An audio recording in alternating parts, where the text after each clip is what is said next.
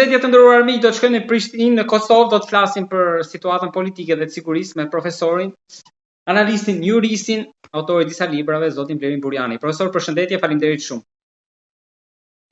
Përshëndetje dhe juve, faleminderit për ftesën. Profesor, çfarë po ndodh në Kosovë në këto kohë trazirash dhe turbullirash me konflikte sa në Rusi-Ukrainë, por edhe në lindjen e mesme së fundit, ndërkohë që pjesë tjera janë batra ente të nxehta dhe mund të shpërthejnë, ndërkohë që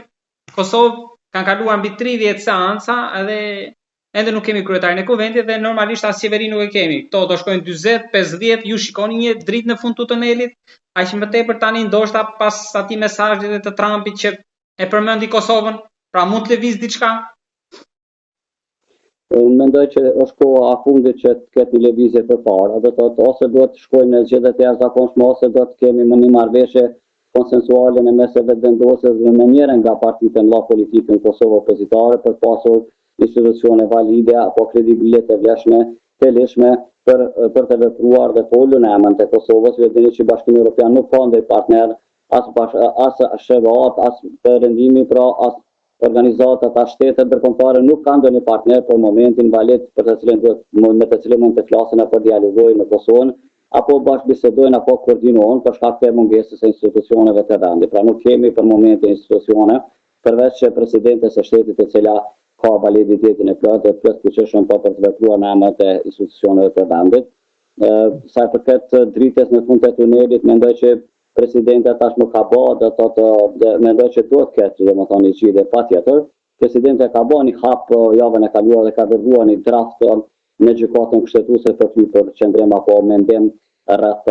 kësaj çka po ndodhe me gjetë një zgjidhje së bashku me subjektet politike. Mendoj që është koha e fundit që të ndalet këto konferencat përkatësisht seancat monotonike, të cilat nuk sjellin kurrë rezultat, janë shterp dhe tem të izotroj më shumë domethënë serioziteti i partive politike në Kosovë, mbi gjitha dhe sinqeriteti ndaj elektoratit të shtetit të Kosovës, të cilët kanë votuar me nënshkurt shkurt dhe po presin me padurim që të kenë institucionet e vendit të cilat do të funksionojnë në mënyrë valide dhe do të zgjidhin problemet e grumbulluara, se tash na kemi edhe disa protesta në Kosovë, sa të ketë komunitetit të biznesit, ata po janë të angazhuar që të kenë një qendrim sa të ketë rrymës apo energjisë elektrike, pra po të ketë një favor për ta për shkak se shkuarja në tregun e lirë të bizneseve në Kosovë për gjithë vetë rrymën është një problematikë shumë e madhe për ta dhe është kosto shumë e lartë. Sa përket asaj që përmendet ju, po bota është të shku domethënë drejt konflikteve të shumta, gjitha ato kriza dhe konflikte që dikur në vitet e tëra janë qenë prezente në botë, që unë jam marrë me kriza